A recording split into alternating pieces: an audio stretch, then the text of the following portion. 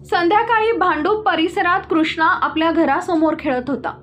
खेळत असताना अचानक तो खुल्या गटाराजवळ गेला आणि त्यात पडला। कुटुंबियांनी कृष्णाचा शोध घेतला असता तो गटारात सापडला। साधारणतः 1.5 तासानं गटाराच्या पाण्यात बुडालेला त्याचा मृतदेह आढळून आला, ज्यामुळे परिसरात हळहळ व्यक्त केली जाते।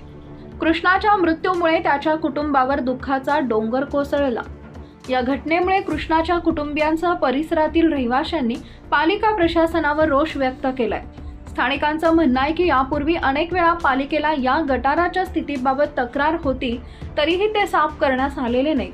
तसेच ते खुले ठेवलेले असल्यानं या प्रकाराला पालिका जबाबदार असल्याचं स्थानिकांचं मत आहे।